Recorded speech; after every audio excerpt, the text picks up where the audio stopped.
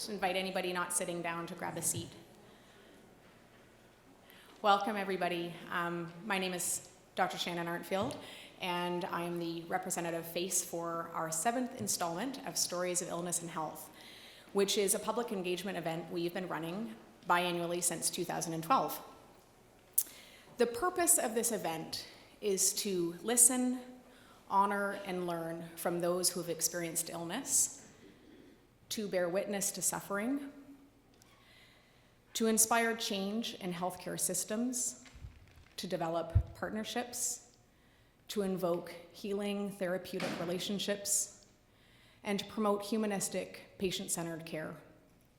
We are so privileged tonight to have the theme of end-of-life care stories, and we are very fortunate to have 2 speakers with us, Colleen Breen and Jennifer Fazakurly, who will be sharing their stories of caring for someone who is dying. Following their stories, we have a period of engagement where you and our speakers and all of us have a time to ask questions, to listen and learn further. And following that, there's a period of refreshments and engagement in the lobby. I want to acknowledge that this event will likely be challenging for many of us. It may be uncomfortable, and it's certainly going to be emotional at times. Further to this, you in the audience, there are caregivers, there are care providers, and there are patients with us, all with their own experiences and perspectives and stories. We as hosts come to you with a great deal of humility, and our speakers come to you with a great deal of courage, and we trust that you as participants come with openness and respect for what is being shared. Finally, I want to acknowledge that although I am the one to introduce this event, the way this comes about is through the collaboration of a large number of individuals and partnerships, including the London Public Library, the Public Humanities of Western, the Schulich School of Medicine and Dentistry, the Office of Patient Experience at LHSC, the School of Nursing at both Western and Fanshawe College, the Narrative Medicine Initiative, and sponsorship from the AMS Phoenix Project. And without further delay, I'd like to introduce our first speaker, which is Colleen Breen.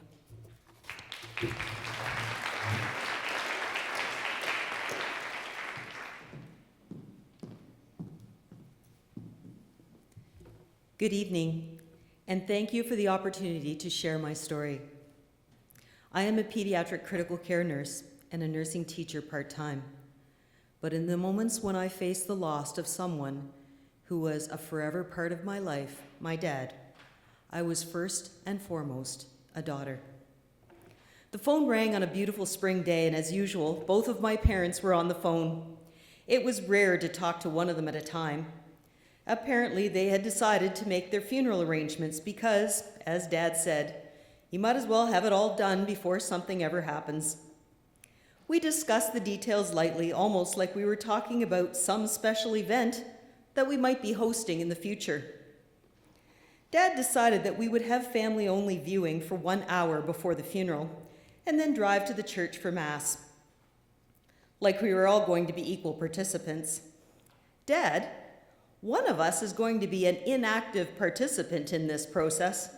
By golly, you're right, he said, and we all laughed. They would finalize those arrangements next week. After all, everyone was doing great, so there was no need to discuss it again. Months later, it was Father's Day, and we were all together on the farm, gathered around the kitchen table in the old farmhouse where Dad had grown up. The kitchen table was the center of every family gathering we shared. We would always have great debates, trying to solve the problems of the world with little success. Lots of Irish music and lots of laughter. There was never shortage of good conversation, good food, and good advice, whether you wanted it or not. Dad loved horsing around with the kids, especially his great-granddaughter and best buddy, Jada. Dad babysat Jada since she was 2 weeks old, until months prior when she finished grade 6. They never ran out of patience or time for each other. Jada was Dad's retirement love. He was close to everyone in our family. He always had time to teach nursery rhymes, to push one of the kids on a swing, to go for a bike ride, to catch the cats in the barn, to attend the latest recital, or make a trip or two to the dollar store or Tim Hortons, and so much more. But as spring turned to summer, Dad started to feel tired and short of breath. A couple of times he went to the hospital. Congestive heart failure, they said, nothing to worry about. He was getting medication and things would get better. Except he wasn't getting better. He was becoming weaker and more tired. A trip upstairs to his bedroom in the old farmhouse became impossible. He installed a stair lift. He didn't eat much. He wanted company less and less. And when we called, there were no longer two voices on the phone. He was unable to go to my nephew's wedding, the first of the grandchildren to get married. This was far more than congestive heart failure. My daughter, Ashley, called me with concern. Grandpa missed his doctor's appointment. Grandma couldn't get him to the car. He hadn't wanted to go to the hospital until the recent past, and my mom was very worried about him. When I arrived at the farm to talk with him, there were few words. He looked so fragile and weak. His face was gaunt, his cheeks sunken, with yellow eyes, framed by darkness. His mouth hung open, making words inaudible. His legs and abdomen were swollen, and bruises scattered randomly over his body. Dad, we are worried about you. We want you to go to the hospital. There was no fight, just sorrowful surrender. I called 911 and we gathered his things. The paramedics arrived quickly in the country and got Dad onto a stretcher. During his healthcare journey, there were moments of pain and angst, but they were interlaced with love, laughter, and hope, fostered by angels who brought him truth, peace, and solace. The paramedics offered our first encounter with angels, although I'm certain they wouldn't want to be described this way. I insisted that he go to University Hospital. They elevated his head and made sure that he was comfortable. They were kind and gentle. They wheeled him past the porch, over the steps, and as they prepared to put him into the back of the ambulance, I noticed my dad raise his head slightly, and slowly, he looked over the land from side to side, seeming to savor those sights that were forever part of his life. And in that moment, I knew that he was never coming home, and so began our final days as a family. The emergency room was so busy, so Dad was parked in the hallway until a bed was available. That's often pretty standard protocol in the ER. Unfortunately, that leaves the patient in limbo, still in the care of paramedics who aren't usually charged with turning a patient, mouth care, toileting, or psychosocial support. And even though he was extremely sick, the only pain that he experienced was from pressure sores on his bottom from not moving much over the past week. With assistance from the paramedics, though, we repositioned him, wet his mouth, and I asked him quietly what he needed. I wouldn't mind seeing Jada and a priest. You see, my mom was his soulmate, but Jada was his heartmate. And the priest, well, he would give Dad some spiritual peace. Another of those angels came in the form of the emergency room doctor, Allison. She immediately let us know that my dad was very sick, that his blood pressure and hemoglobin were critically low. She suspected cancer. He probably had very little time, months at most. She asked about life-sustaining measures, and I asked her to discuss this with my parents alone. She shared this horrendous news in the most gentle, thoughtful way, and was able to request a palliative care consult right there in the ER. Her honesty allowed us to call our family and have everyone to be with him, including my nephew, his oldest grandchild, who was about to leave on his 3-week honeymoon to Japan the next day. We knew that Dad may not survive until his return, and yet we all knew that he would not want BJ to put his life on hold. He was so proud of BJ, his first grandchild, and he adored BJ's beautiful bride, Trish. As was characteristic, my dad never said goodbye. He just said, "See you later." In the ER, he held Jada's hand for what seemed like forever. And when we left in the wee hours of the morning to get some rest, my son Taylor agreed to stay with Dad in the emerge. It seemed fitting. Taylor was very much like my dad, and Dad seemed comforted by Taylor's calm, attentive presence. He wanted someone with him constantly. The fear in his eyes was palpable. We made sure that he was repositioned, that he had a drink when he needed it, that he could use the commode when he wanted to. When someone was at his side, he closed his eyes and rested. He looked so peaceful. It took 24 hours for him to get a bed on the inpatient unit. Hours spent listening to people screaming, monitors beeping, people talking about other patients. So much noise and confusion. Hardly the place to contemplate one's own mortality. There were routines that sometimes made little sense to me. When he needed a bone marrow aspiration, a needle inserted into his bone to provide a diagnosis, the doctor insisted that he wouldn't need any pain medication. I had witnessed this procedure many times on children before, and I didn't find it to be exactly painless. I insisted on pain medication. Dad held my hand, and he never flinched. He was comfortable. The diagnosis came quickly. It was aggressive T-cell lymphoma. Cancer.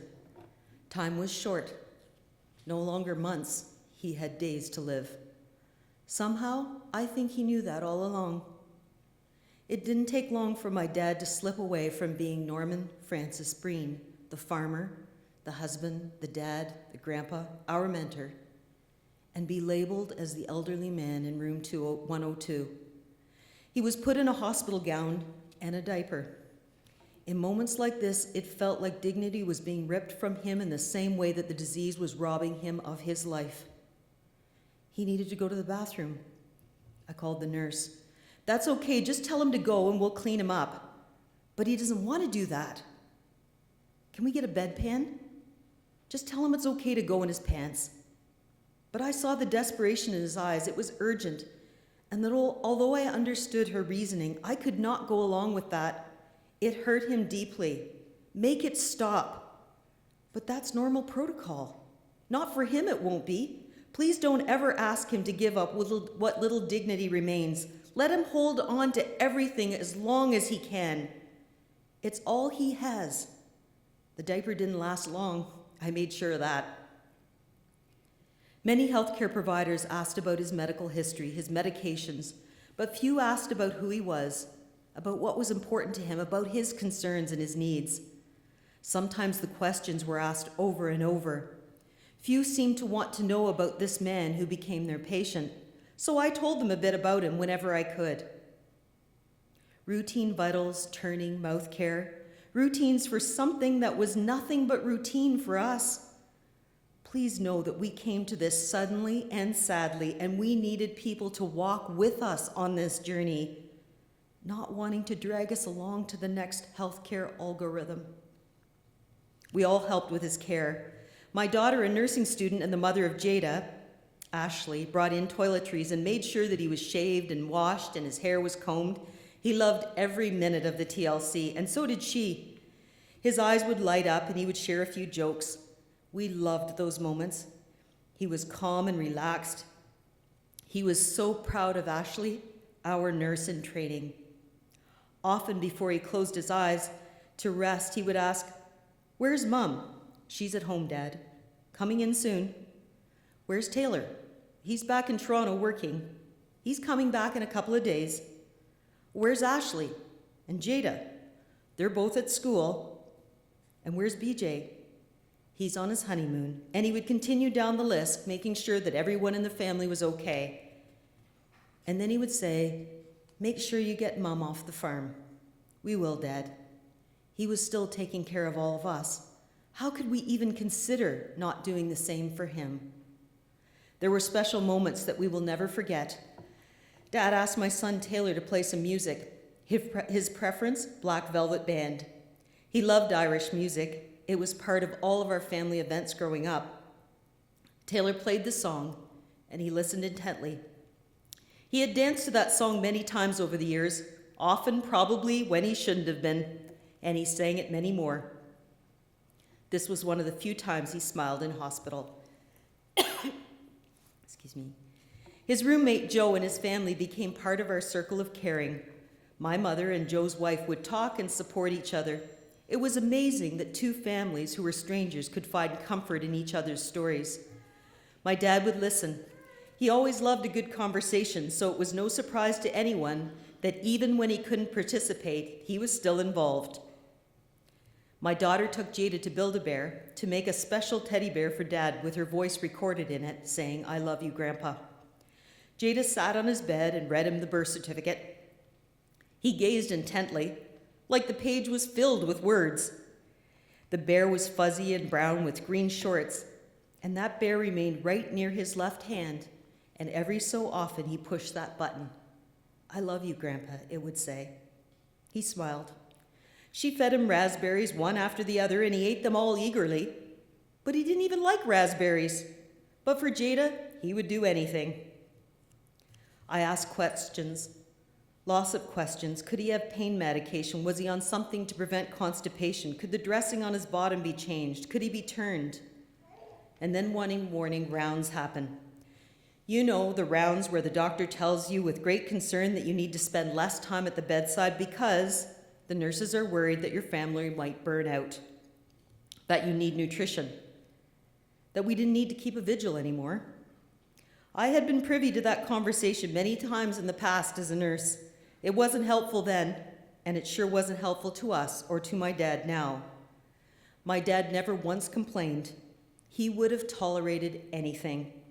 So we were there to advocate on his behalf, just like he asked us to. This wasn't the first crisis that we faced in our life, and it wouldn't be the last. But one thing was certain, we would do it together. My dad wanted Mom there a lot. They had to be alone sometimes. I don't know what they shared, but I'm glad they had that time together. There were many conversations with the teams. At times it seemed like he was just another old farmer in a bed waiting to die. Yes, he was a farmer, and he was 80 years old, and up to a couple of months prior, he was fixing our cars. What they didn't know is that for us, he was the cornerstone of our family. He was the one who taught every child and grandchild every nursery rhyme they knew. He was the one who'd coax them to sleep by singing to them and rubbing their feet.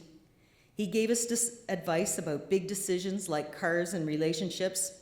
He always advocated for those who had less. He kept us grounded through challenging times, and he made us laugh. My mom was always the peacemaker and the caregiver, and my dad, well, he was our strength, our hero. On one occasion, I told a doctor that my dad spent his life on the farm and we wanted to get him home to die. Well-meaning, he asked, "Is that why you got educated, so you could get off the farm?" Without missing a beat, I replied, "No, I got an education so that I could share all of the amazing life lessons that I learned from this man on the farm with everyone else on my life journey." By Monday, day 5, it was apparent that the medications and blood transfusions, nothing was making Dad better. Chemotherapy would give him only a few extra weeks. Dad looked at me. "How did I get into this mess?" he said. "What should I do?" How could I answer him? He kept asking to go home. By the time the palliative care team met with us on Tuesday, we had already decided to keep him comfortable and take him home to die. And then we met Kat. She talked to him softly and respectfully. His face relaxed. When she turned him, she was careful not to hurt his shoulders that were filled with arthritis, or to leave him too long on his back where the pressure sores were on his bottom and would make him wince in pain. She washed his face and wet his lips. There is nothing more special than watching someone gently care for someone that you love. Those moments are fleeting, but that's all he had. And those memories for us last forever. Kat was another one of our angels. The decisions that we had to make are heart-wrenching. Dilaudid, pain medication, when should it be given? How could we decide? I knew that one of those doses would be the culprit that would steal his voice, and then his consciousness, and maybe even his breath, before the disease took him away. And yet we wanted him to be peaceful. At one point, we sat quietly by his bedside. He asked, "Why is it taking so long to get to heaven?" For some questions, there are no answers. During the night, Kat prepared a cot by his bedside, and I spent that final night with him. Tomorrow, he would go home. We all wanted him to spend his final days on the farm. And that night I showed him photos of special times in our lives, special people, laughter, and celebration. And I put together a legacy to honor his memory after he was gone. We didn't talk a lot that night. There were no words. But that night he kept looking into the right-hand corner of the room, and he would squeeze his eyes shut like a little kid on Christmas morning anticipating gifts under the tree. And then he would look over at me. "What's wrong, Dad?" "It's the light in my eyes." So I turned off the light at the end of the bed, and again he repeated it, looking to the corner, closing his eyes tightly, and then looking at me. "What's wrong, Dad? Are you worried? Are you hurting?" "No." "What's wrong?" "It's the light. It's in my eyes." And I smiled. I understood. "Dad, that's a good light. It's okay." He closed his eyes and he slept. Home care would have to be arranged quickly in order to get him home to the farm. But the end came too fast. Kat was his nurse again that day. She was kind and gentle with my dad. He trusted her. He made it to heaven at 17:35, 24 hours after treatment was stopped, and he became our final angel. He made it home after all.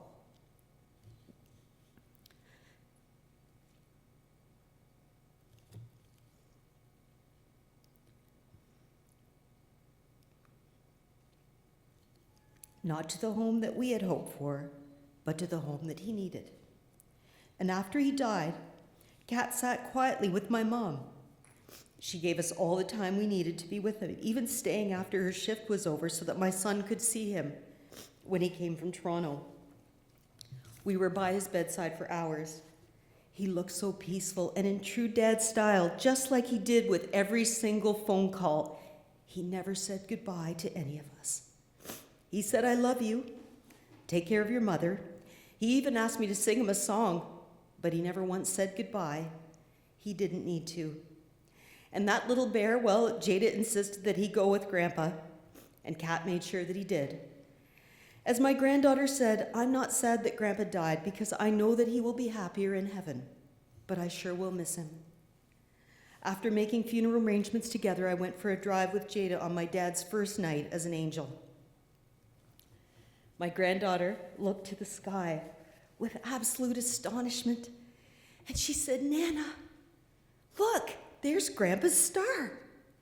And I asked her how she knew that. "Because it's the brightest one and he's brand new." She always knew how to make Dad smile, and she always makes my heart smile too. On a sunny day, September 28th, my kind, gentle, caring dad had one last ride past the farm en route to his final resting place. And when I made that drive, I thought about that phone call just over a year ago when he had planned this very journey. I smiled. I knew that he was watching over us and that he had planned it all to make it easier for us. It was a sad but beautiful day, with a John Deere tractor etched in the fabric of his final resting place, and the teddy bear from Jada dressed in a suit to match her grandpa, and notes from family beside him. This chapter of his life was closed, and the next pages of his heavenly life ready to be written. And there in the church we were all together, Dad in the casket in the aisle, and family members, including my son, by his side to carry him to his final resting place amidst many people from whom he made a difference. And even my nephew, who couldn't be there in person, sent this message from his honeymoon in Japan. Today, Trish and I had the pleasure of visiting a temple in Balinese. Our tour guide took us through many healing and prayer buildings. We came across one large pool with 12 fountains spouting holy water from them. Each fountain was meant to heal a specific ailment or wish of the individual bathing in it. Our tour guide showed us which one. He said the Hindus, along with people of various faiths, can wash themselves in and drink this holy water when they say a prayer for a recently lost family member. We took this time to say a prayer for Grandpa. No matter which God it was that heard our prayer, we are glad we had the opportunity to do this from so far away. We still feel his presence all the time, and he's still such an integral part of our lives. To celebrate our first Father's Day without him, we decided to give what he would have thought was the most valuable gift of all. We became blood donors as a thank you for all the blood transfusions he received. And at Christmas and on his birthday, we give socks to those who live with homelessness. Sometimes moments come along that are life-changing, spiritual, inspiring, and heartbreaking at the very same time. We didn't get to choose the people who would co-author the final chapter of his life journey, but I'm glad for those who recognized that they were part of a beautiful story of one amazing, kind, humble, courageous, and gentle man. I am so grateful for the hands that held me, that guided me through my life. And when his hands became weak, we had the privilege of supporting him and giving him comfort and peace as he transitioned to heaven. He was a leader in every sense of the word, and his guidance, mentorship, and love will last forever. My dad, Norman Francis Breen, loved Irish music. And so it is fitting that I close with words from a song by Daniel O'Donnell. I have gone from sight, but I am waiting, waiting just beyond the rainbow's end.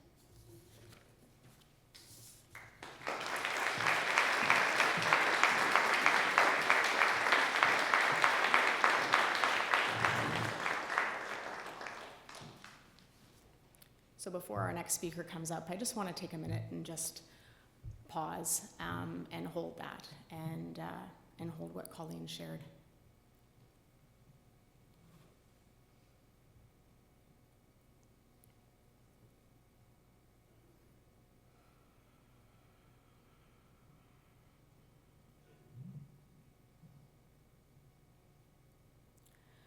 So we'll have a chance to ask questions to both Colleen and Jennifer at the end, which is a portion I'll help moderate and I'll explain a bit more about later. But for right now, I'd like to invite Jennifer Fazakurly up to share her story.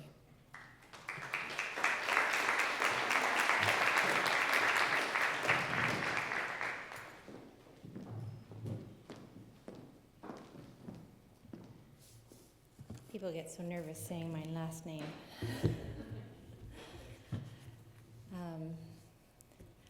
I feel like I'm taking a really difficult spot. That was an amazing talk, just amazing. So thank you very much. This is such a privilege to be here. My profession is that I work as a regional manager with the CCAC, so with home care. And the people that I'm responsible for are all the folks in home care that are responsible for palliative care in the community. So I spend a lot of my time doing talks and presentations, and my style is that I don't write everything down or else I stop paying attention to what I'm actually saying and I just start reading. So I'll just see if I can make this work. So my story, before I was a professional working in palliative care, and I guess what led me to that is I was a wife of a wonderful man named Rob, and a mother to 4 kids altogether. 2 are my own. My daughter is Haley and my son is Jack. And 2 were Rob's, and Jessica and Ben. And we were like the Brady Bunch, and we all came together with our crew, and were married in 2006. My kids were toddlers, and his were teenagers, and everyone thought we were crazy. After we'd been married for a few years, I was at that point working in a busy job at the CCAC. Rob was a physiotherapist, well known in London. He worked at Parkwood Hospital with the stroke team.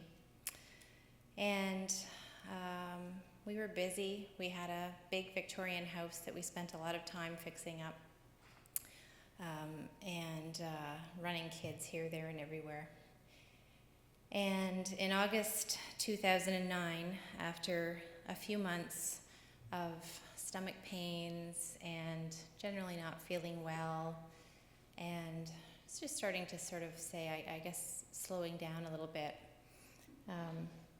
When Rob was 46, he finally took himself to the doctor, and the doctor did some tests and said, gosh, you know, you've got some blood work that's looking a little funny here. You've got some liver enzymes that are strange. And my spidey sense went up. I thought, liver enzymes?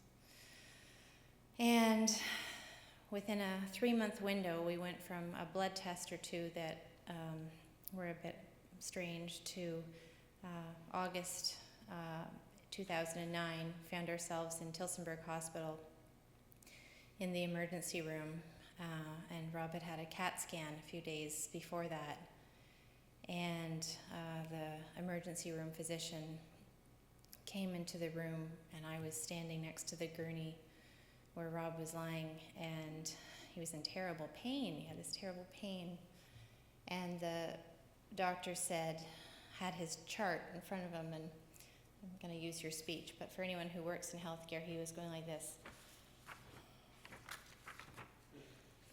That's a bad sign. And he said, do you have any cancer, Rob, in your family? And my heart sort of stopped in my chest, and he said, yeah, my mom had stomach cancer, but it's all better. They cut it out. And my grandfather had pancreatic cancer, and he died before I was born. And he looked again at the chart, and he said, we've got the results of your CAT scan back. You have cancer in your pancreas, and it's spread to your liver. And my life ended in that moment. And Rob looked at me, and he was lying on this gurney, and he just started to cry, and I started to cry. And this awkward doctor, and my apologies to both of you, stood there and looked very nervous and said, well, I'll leave you. And he left us in a room in Tillsonburg Hospital at 7:30 in the morning. And I remember every detail of that day. I can remember what the room smelled like. I can remember what the sheet looked like on the bed. I can remember the stitching on the edge of the sheet. Within a very short period of time, I had left the room, called my very best friend, who's an internal medicine physician at Sick Kids Hospital in Toronto. And I said, Julia, he's got pancreatic cancer that's metastasized to his liver. How long? And she said, oh my God, Jen, maybe 3 or 6 months. So it was August, and when I came back into the room, quickly we managed to get him admitted to a room. A very nice nurse who I had been doing some project work with pulled some strings and got us a private room and shooed all the nurses out and told them to not leave it, just to leave us alone and just don't bother us anymore, and we'd manage. I called up my work that day and quit my job. I left a message on the Senior Director of Human Resources voicemail and said, my husband's got pancreatic cancer that spread to his liver. They don't think we're going to make it to Christmas. I'm quitting. Please pay me for as much as you can and give me as much vacation payout as I'm eligible for. Talk to you later. My laptop will be on the front step on Monday. We were in hospital for 3 days at the beginning, and then we're sent home with a fentanyl patch and a referral to the cancer clinic. And that started a really transformative year of my life. So I had quit work. Rob and I, our collective income went down within a 3-week period by 2/3. We still had our big expensive house and all of our bills from our renovations. My stepdaughter Jessica was about to start university for her first year, and we had kids of all ages.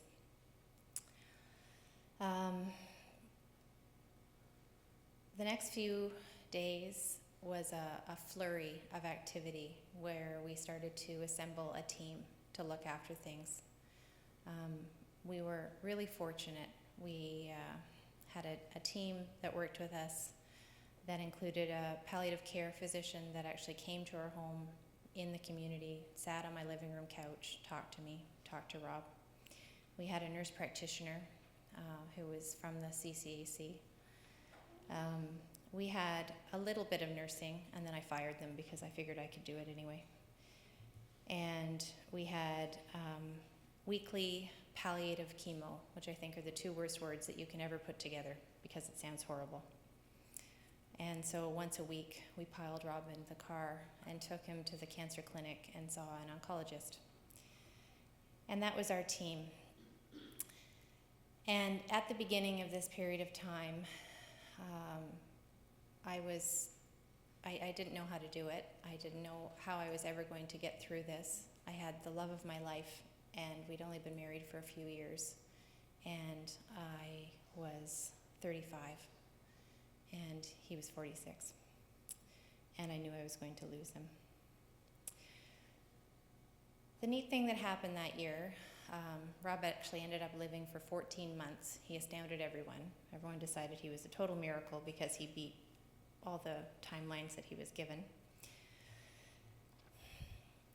We knew from the very first day that he was terminally ill. There was never a conversation about what if we could beat this cancer, what if he could be the 1% chance that the cancer would be cured. We knew that he was terminally ill, and we knew the cancer would win. And so the focus for us just became on how to live for that year.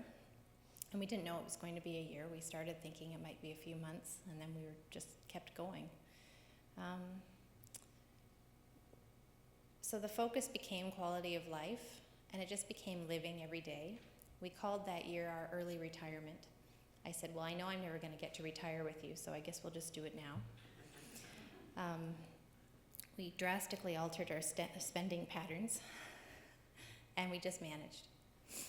And I was very fortunate that I was able to just manage. I used phrases that year. I would keep thinking that my conversations with Rob that year were like putting money in a bank, because I knew that we wouldn't be able to have them anymore. And so I found myself sitting on the couch with him every day, and I'd say things like, what did you want, for Jessica when she grows up? What did you want for Ben? What were you hoping for when they were little kids? What do you want for them when they're grown up? And then it was things like, how do I turn off the water heater? What do I do with that tap that goes out there at the side of the house? What does this button mean on the furnace? And it was all that stuff, because I knew I was going to be at this on my own. But the focus was around spending time with each other and spending time with our kids and spending time with our family. Rob's parents and identical twin brother and family lived in England. So I think over the course of that year, we funded WestJet and UK airfare at length. We spent a lot of money went into airline tickets that year. From the very beginning, I was this leadership person who worked in home care, so it was very clear that Rob wanted, from the beginning, said he wanted to die at home.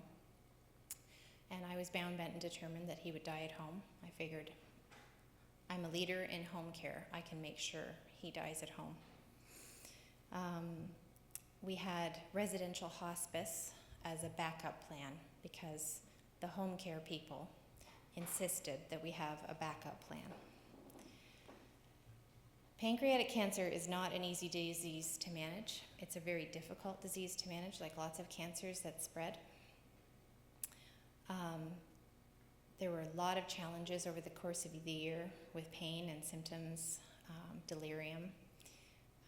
I made it my goal to learn everything I possibly could about his disease, how it was going to be managed, the medication he was on, the side effects of the medication he was on, what medication other people were on that he wasn't on. Being in healthcare helped a lot with that, and I knew which questions to ask. I knew what kind of things to bring to the attention of physicians that were involved in his care and what kind of things not to bring to his physician's attention. I found that I had to fight very hard to become a valuable member of his healthcare team, and Rob had to fight very hard to become a valuable member of his healthcare team. I had to make sure I was not just the wife. I had to make sure that people knew I was the wife who knew something about pancreatic cancer, who'd read up on medications, and knew about my patient, because I had one patient who I loved more than anything in the world. It took a long time to convince the team that both of us had credibility. And I remember the day that Rob earned his stripes as becoming a valuable member of the team. Dr. Fryer came into the room. She was our palliative care doctor, and said, "I understand you're having pain, Rob." And he said, "Yes, I'm having pain." And she said, "Well, sometimes when we have cancer, we have pain." And she sort of went into this pedantic description of why he would have pain.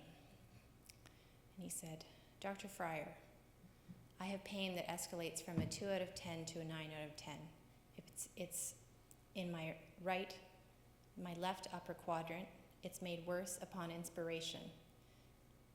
It is geographically located along my right interior liver capsule," and on and on and on. And I looked at him and I thought, oh gosh, I guess you are a physiotherapist. And she said, "Okay." She wrote down word for word what he said. It took a little more convincing for them to realize that I could also be a valuable team member, but we got there. Throughout the course of the journey with Rob, as I said, we were really lucky to have this care team, and I had 2 members of the care team. One was a spiritual care specialist, and I'm not someone who had ever made a habit of attending a church on a regular basis. So on the day that the oncologist met us for the first time, he said, "I'm going to make a referral to the spiritual care specialist for you." And I thought, wow, this must be really bad if I need a spiritual care specialist. And I met the spiritual care specialist, and she was great.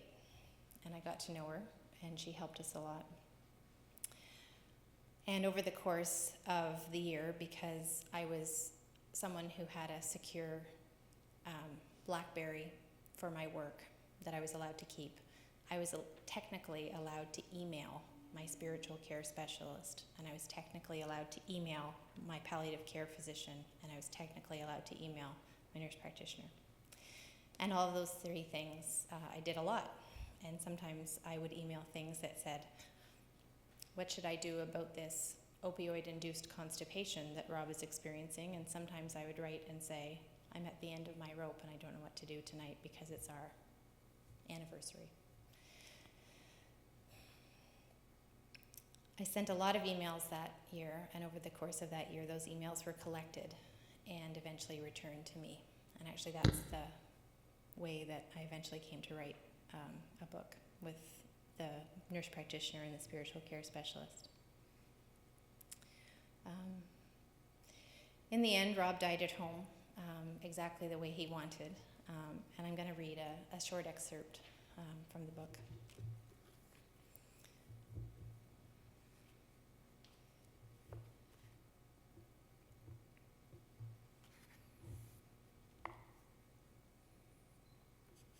I just have to decide which one.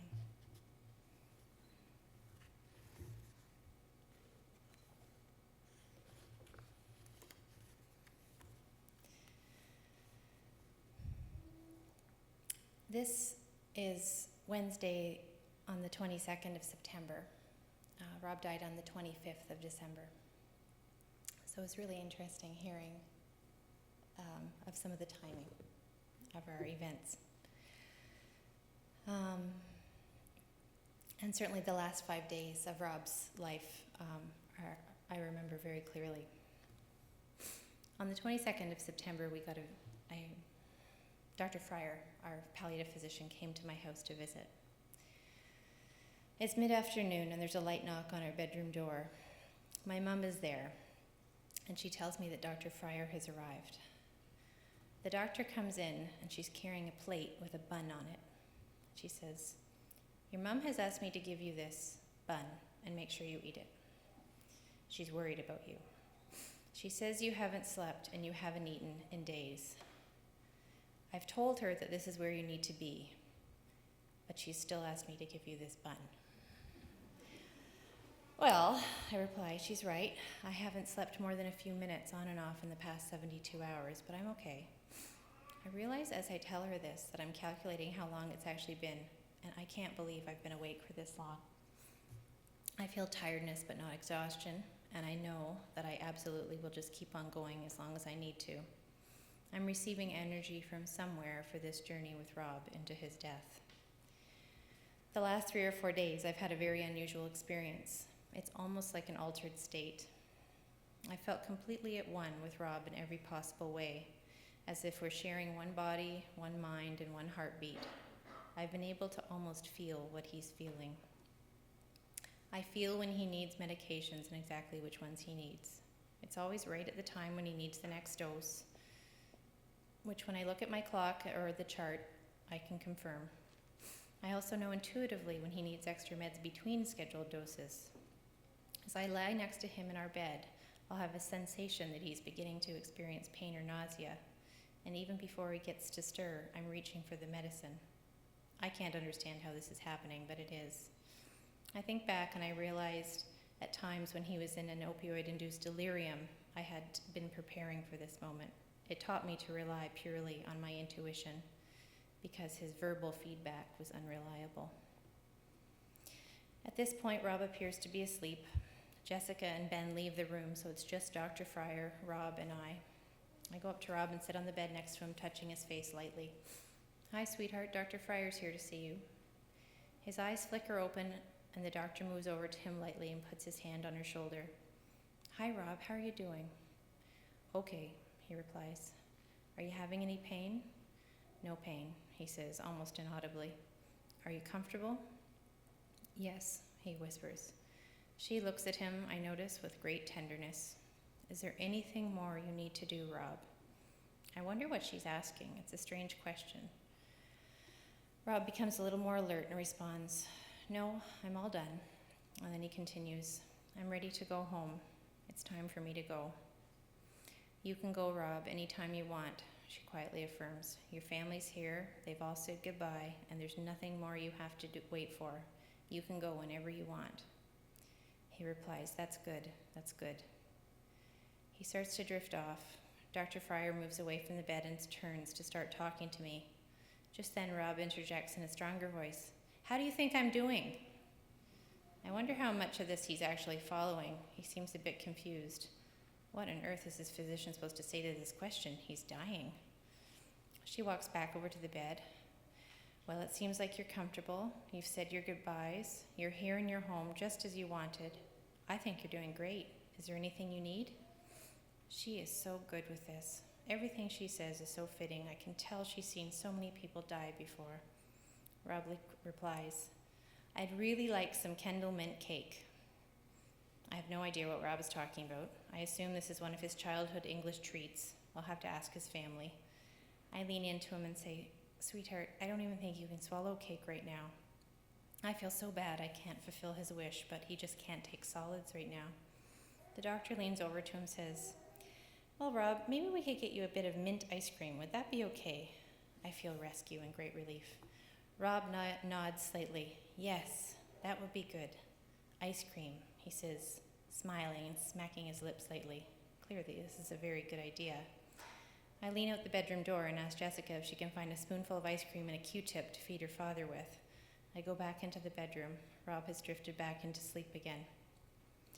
Dr. Fryer and I stand at the door a few feet away from Rob, and she turns and looks right at me, saying, You've done a wonderful job, Jen. He's comfortable, he's in no pain, and he seems very content. This is exactly where he wanted to be, in his home, in his own bed, with you looking after him. I can't imagine a greater gift. I share with her my last lurking concern. Is there anything that could happen right now that would change his being able to stay here? Is there any reason we would have to move him out of this house?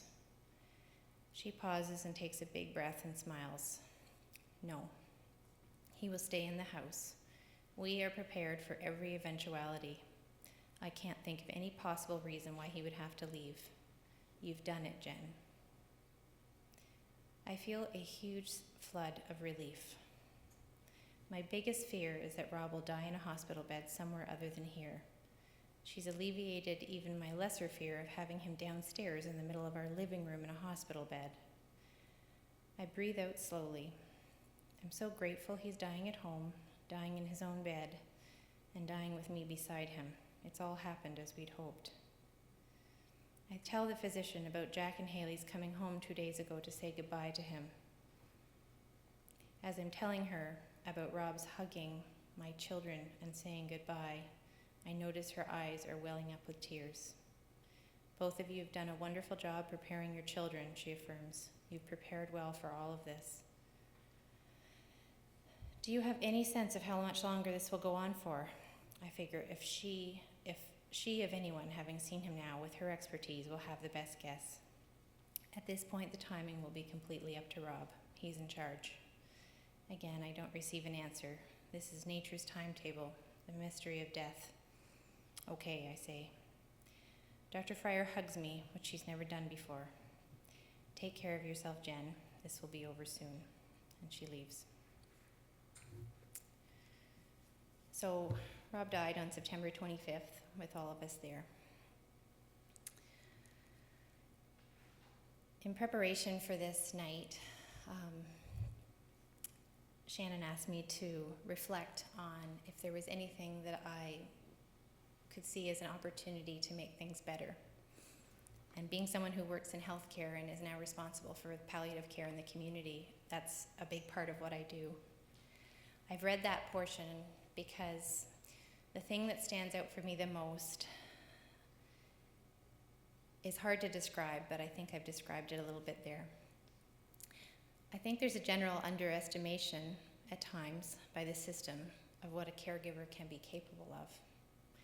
When I look back on that year, I actually can't believe I did it. And at the beginning of that year, I didn't think I could do it.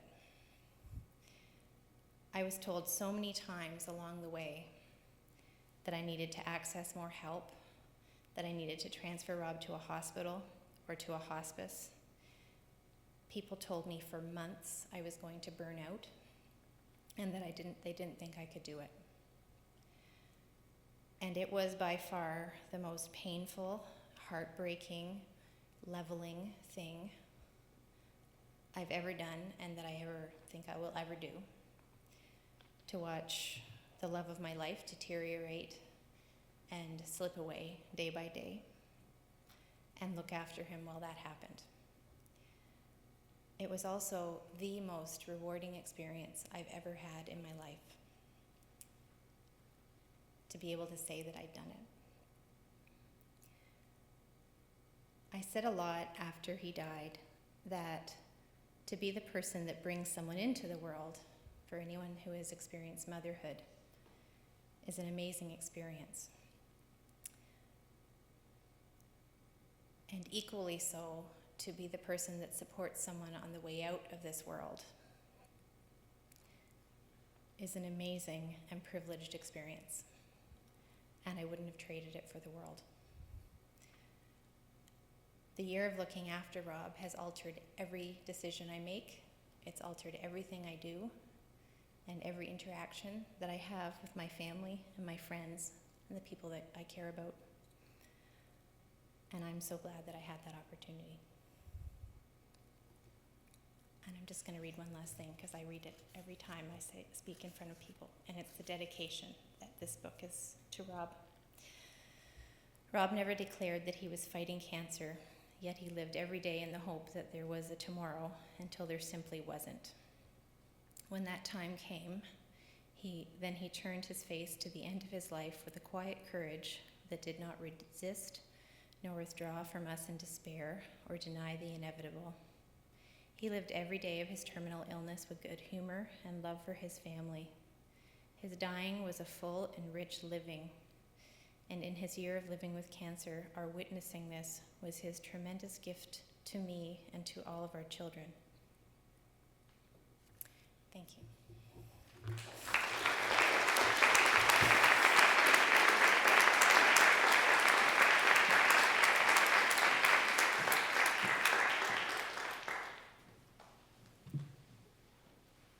Thank you so much, Jennifer. And again, I actually just want to help us as participants just have a minute. Just to hold that.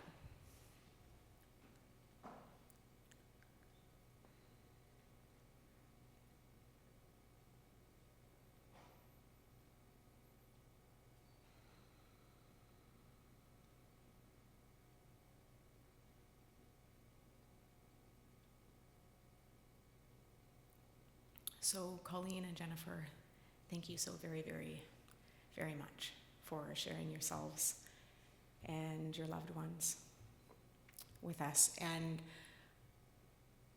I'll just have us thank them again.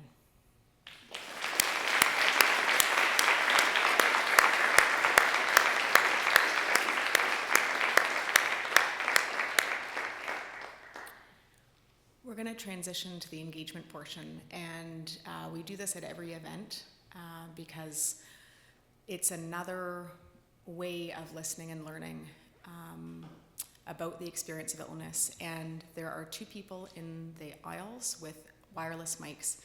Please, if you have a question, just indicate, thanks so much, Ben, just indicate that you have a question that you want to ask, and one of whoever's closest to you will give you a mic. Please wait until you have the mic to ask it so everybody can hear.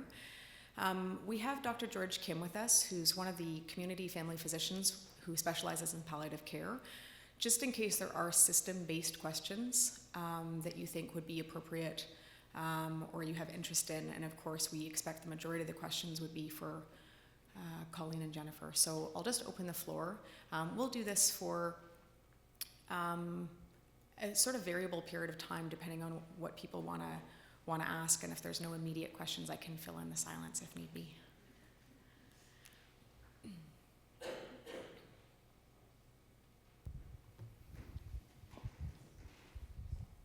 Okay, it's working. Hi. I'm a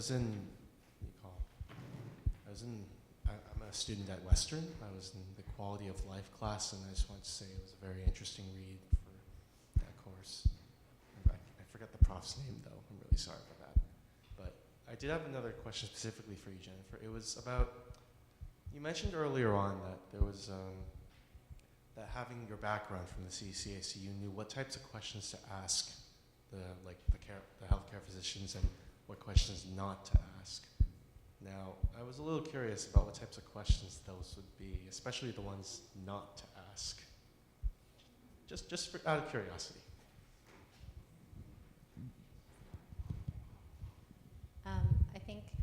I don't know if I said what questions that I didn't want to ask, or what kind of things to bring to them that I didn't. So being someone that works in the healthcare system, sometimes I've heard of patients who are, or are often spouses of patients.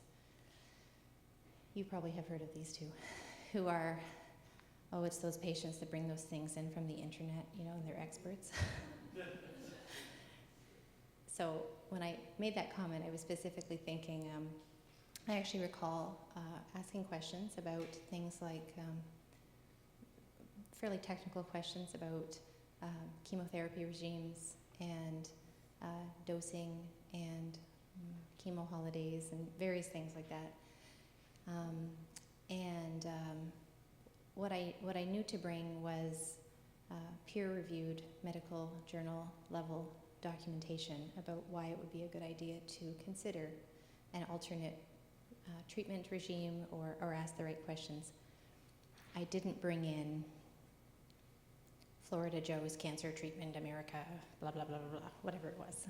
And there's lots of that. And it was actually something that I had to discipline myself when this all happened. I wasn't an expert in any stretch at all about things like cancer. That wasn't the area of healthcare that I had been working in. So I had to learn things, and I just had to be very cautious, even what I was reading, and always make sure I was looking at who's writing this, and is this accurate, and is this something that would be supported in the Canadian health system versus the American health system or the European health system. So that's what I was referring to.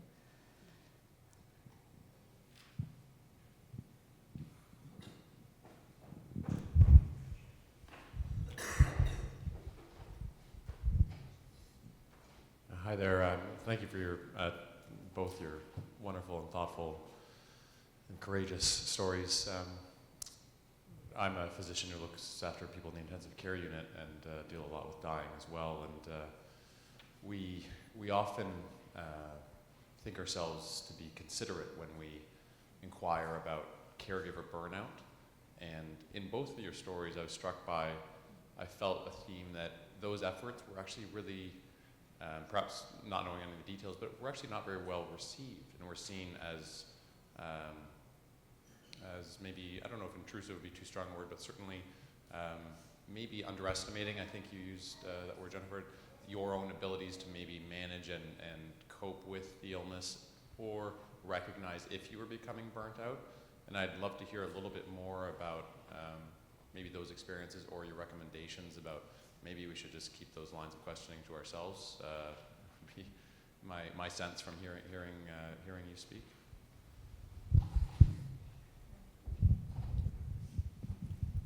As I mentioned in my story, that was presented to us, and I'm a nurse in pediatric critical care, and I've witnessed those conversations a lot.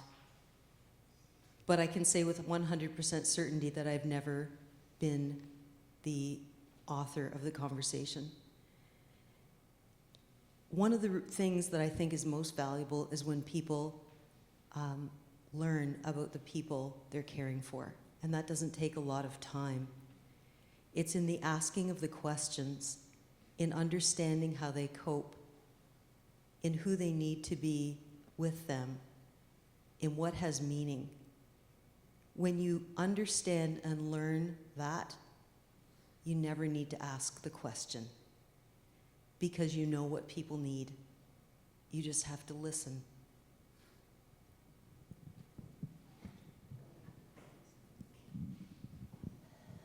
I was also struck when I was listening to Colleen's talk that I knew that I was going to bring something similar. I'm well said. I think that it's very well-meaning when I don't think there's any malicious physicians or nurses or anyone who's trying to be nasty or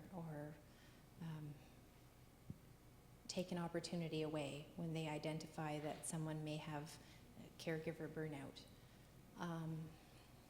I know that every time someone brought it up to me, it just hit me like a brick, and my reaction to that was, I live with this 24/7, and I have for the last 2 months, 6 months, 12 months. I know exactly how I feel, and if I'm burnt out, then I'm burnt out, but I only have a certain number of days left. And I felt it terribly intrusive when someone would suggest that I separate myself from my husband, particularly in the last few days of his life. And that was when it came perhaps the most strongly, until the palliative physician, who sees this, I suppose, quite a lot, came along and told me I was exactly where I needed to be, and that felt really good.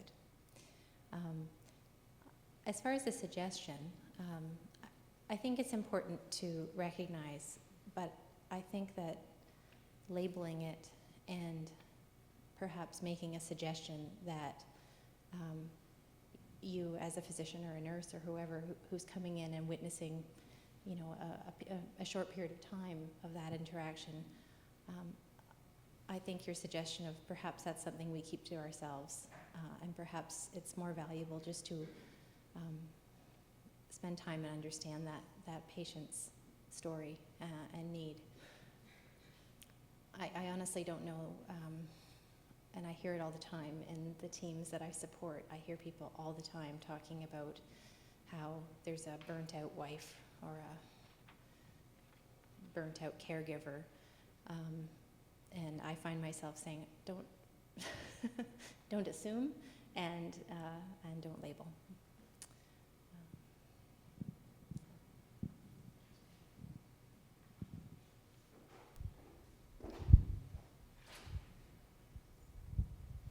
Hello, I'm Dr. DeWeber. I was a cancer doctor for children for 30 years and went through a lot of these experiences and troubles with hospital staff.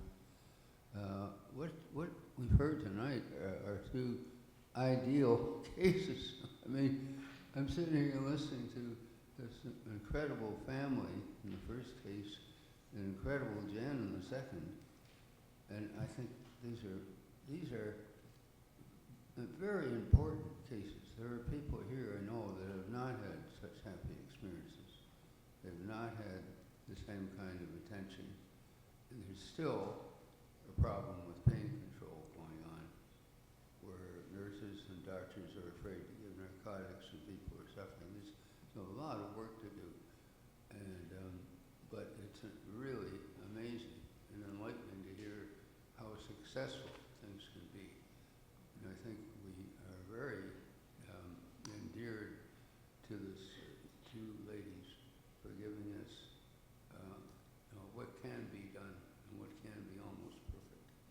I want to thank you for that.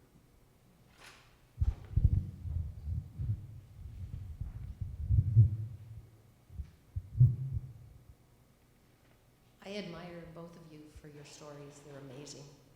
But I'm wondering if you can give some of the people in the audience here some insight. I'm one of the people who the doctor said he knew all about the pain management, the medical oncologist, and my husband tried to take his own life because he couldn't stand his cancer pain. After that, he was a quadriplegic for 40 days with a massive brain injury, and I got to sit with him all day in the hospital. He couldn't push a call button. He couldn't ask for anything. He could hardly talk. He hadn't had any palliative care. I've talked to his doctors. They don't need palliative training because they have pain management skills. Before he went driving to try and kill himself, he saw the doctor and couldn't even sit up on the examining table to talk to him. The doctor didn't even ask him what his pain level was. He just held up a bag of meds and said, "You're not even taking the right meds," which he had described. And he said, "Go home, get your bowels working, come back in 3 weeks, we'll try something else." What are the caregivers here, or the people, me, the buddy, the wife? We don't know. And we had volunteered at the cancer center and been in prostate support groups, and we didn't know that we needed to ask, and we had been told a year before that there was no more remission. We were doing management, and we got managed all right. And he had complete faith in his doctors, but he had to try and take his own life. So when did the people out here say, "Hey, we need more help"? He wouldn't. My husband asked, "Do I have 6 months?" He wouldn't answer him. Not a perfect story. So when do people here come and, say something, and what are this? I don't know. I'm looking for answers, and I'd like to get the word out there that people need to advocate for themselves. It sounds like you had amazing people. I think the Cancer Center needs some work. I'm just going to thank you so much for your comment.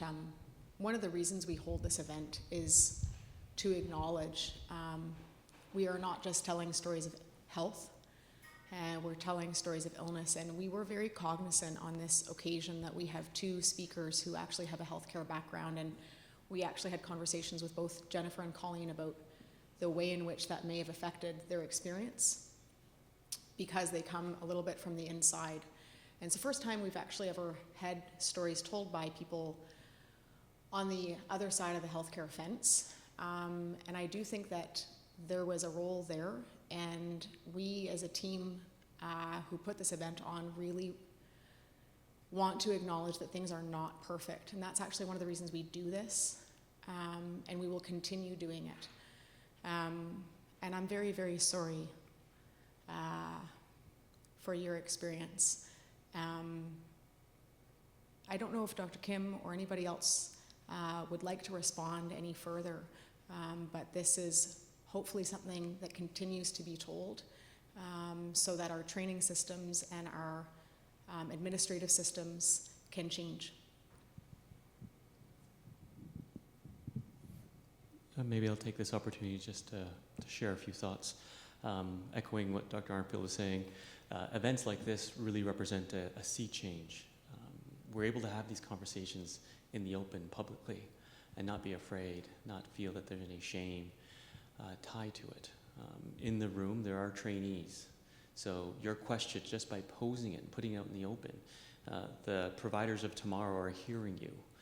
And we, as providers in the system who are also educators, we want to take stories like that, prove to the trainees that they're not folklore, they're not fantasy, they're real people's lived experiences, and say, this is why you have to do better.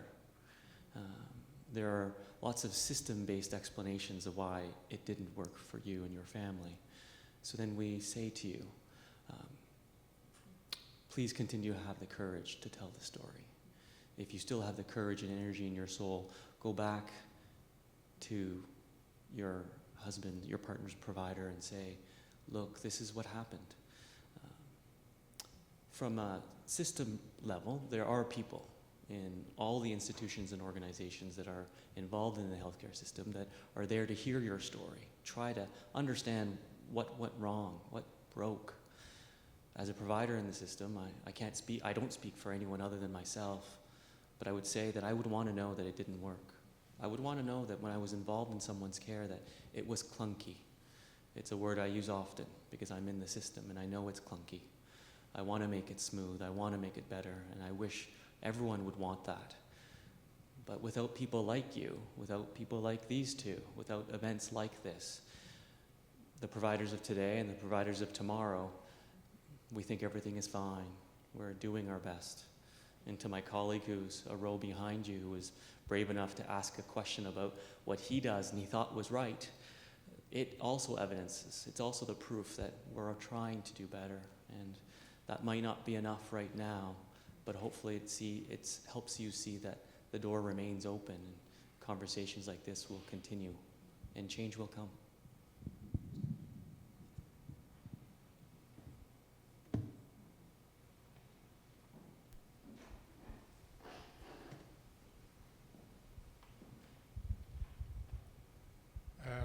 I was born in Holland, and during the Second World War, and I was 11 years old, my mother died. And I had no clue what happened to me, but basically what happened to me was that I could not finish my high school. So then my relative said to me that I didn't have any brains, and so the best thing for me to do was to go to work on the farm. Well, it didn't take more than 3 or 4 years when they said, well, you can't get a farm here in Holland, the country is too small. So what you should do is basically, you should go to Canada, there's lots of space there. So I emigrated to Canada, to a French-Canadian place. So my first foreign language became French, which was another instance that I can talk to individuals later. But after 3 years working on the farm here in Canada, I figured that I wasn't going to be able to buy a farm. So now I had to face the other situation. What would I do? I said to myself, well, maybe I should become a high school teacher. But I didn't have a high school degree from Holland. So now what I did actually is I obtained my high school in my third language, English. And basically that worked. Then I went to university, I met my wife, and she said, no, you don't become a high school teacher, you should go further. And basically that's what I did. I studied first in Saskatoon, then later on in Minnesota and in Indiana with a postdoctoral, and I got a position here at Western in 1966. And I have been here teaching for many years, and now for the last 20 years I have been emeritus professor, and I'm trying to help young people to persist, because so many can say I can do it. And I said, well, if I can get my high school in my third language, you certainly should be able to do something else. So here is a story that is a little bit uplifting by saying, yes, there are still possibilities. Now, my wife died 6 years ago, and so I know also that situation, being older and then going through it all. But since I'm now in my 80s, but I'm still helping students trying to get their degree, and instead of saying I can't do it and sit at a homeless bar. So that's what I just want to just give you as a little bit of a side light to it all.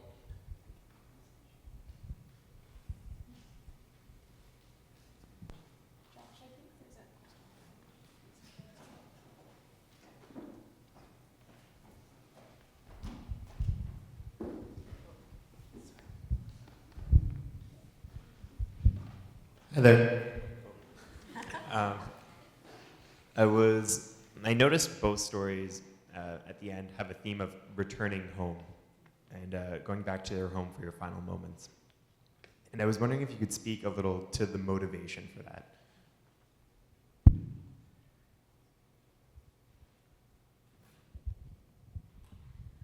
For us, my dad was born and raised on the farm that he left.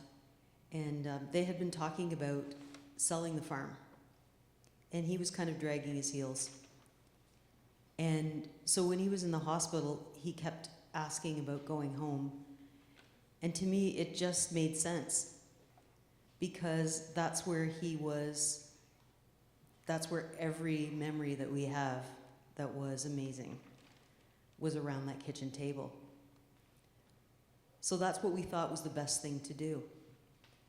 But you know what? I don't ever think that that's what he wanted. I think he knew that he was sicker than we did. And when he was talking about going home, I really believe that he made it to the place he was referring to. But for us, home would have been a place where it would have been comfortable, where it was safe, where it was free, where it was known, we were together, where it would be void of rules and procedures and regulations and algorithms. And that was my desire. But Kat eliminated all of those things anyway and made everything possible.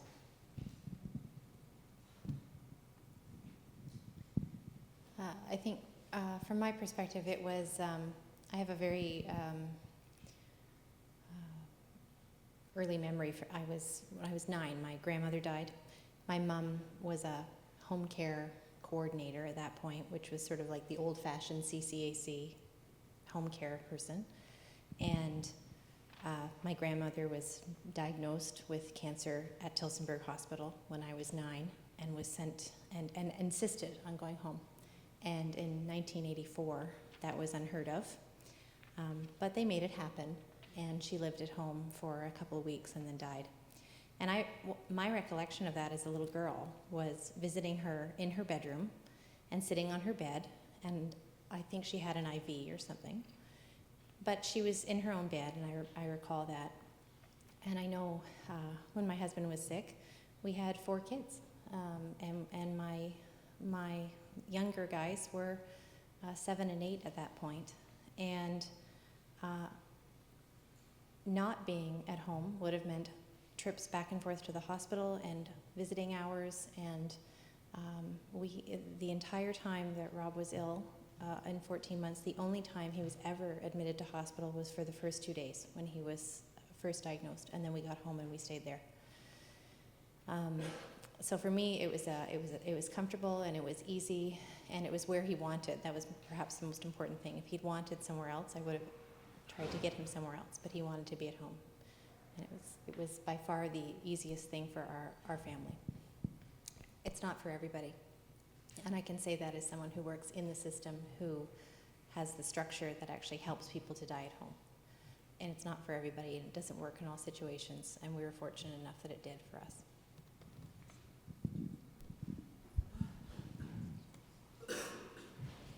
So maybe you have one last question, and then I'll call us to a close. Hi there. Thanks so much for sharing your stories today. Jennifer, you talked about the healthcare team and sort of advocating and fighting to be an equal member of that team. I just want to know, like, what it would have looked like for you to be that equal member right from the start. Like, what could have the healthcare team have done for you to make that possible? It's a great question.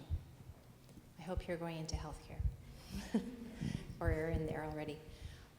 It didn't take me long. I'm fairly convincing when I need to be, and so it didn't take me very long to insert myself into the healthcare team.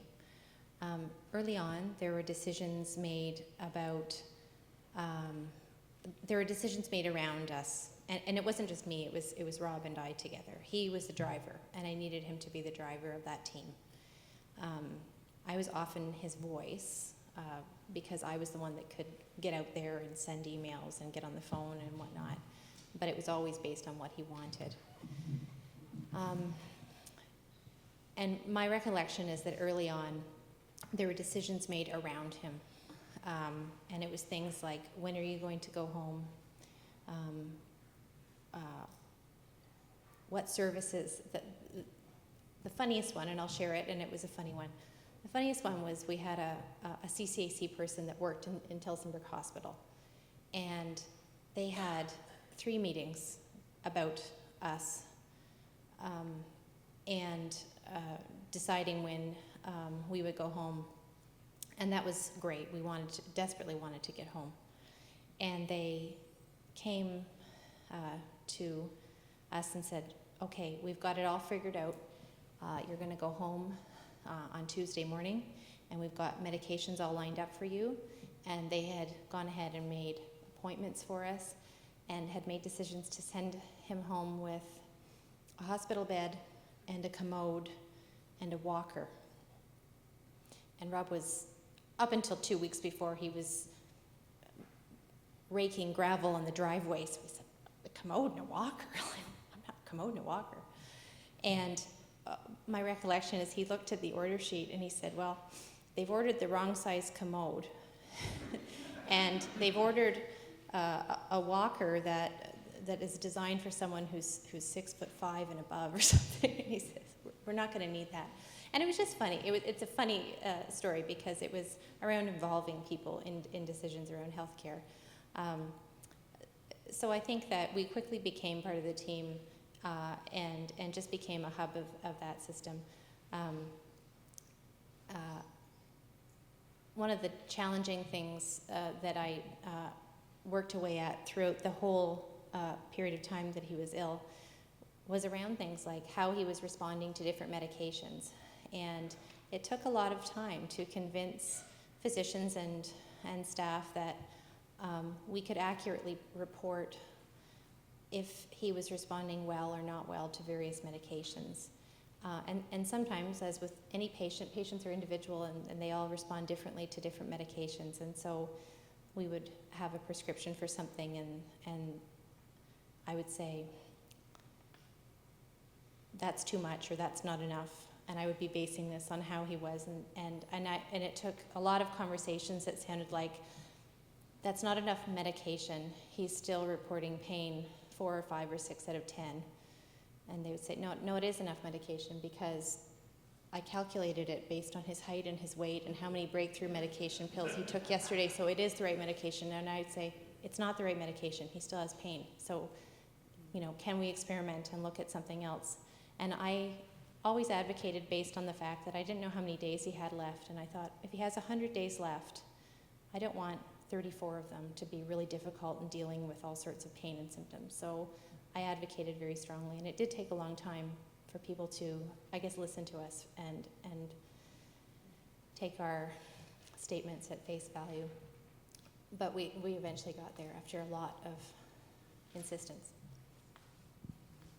I hope that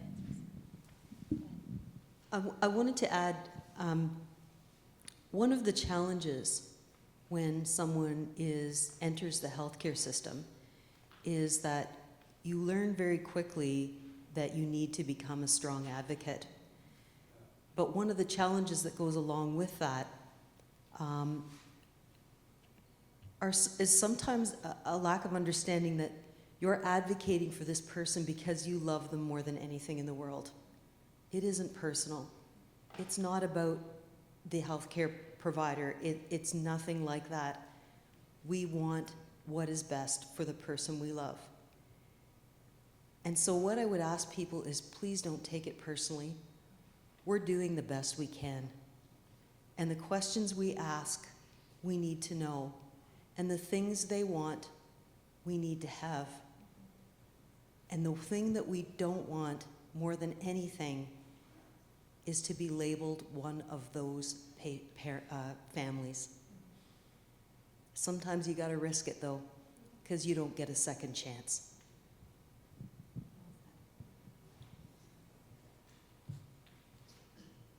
We have one more burning question.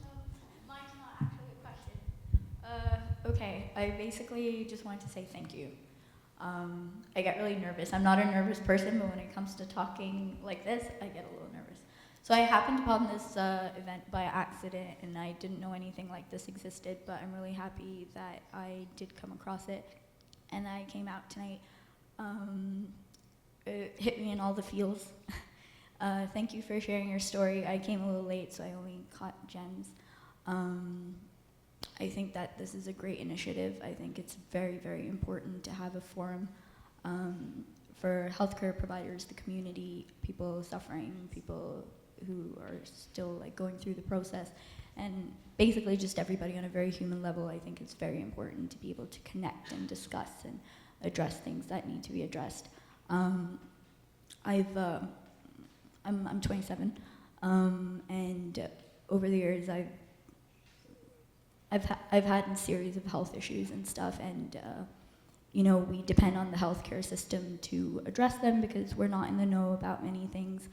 But yeah, over time I've also discovered that the healthcare system is incredibly frustrating, and a lot of people, like I mean, my brothers are physicians, and you know, I fully trust and believe in what they do, and I just find that over time I've had more people in academia support me, and I'm eternally grateful to them than I have had in the healthcare department.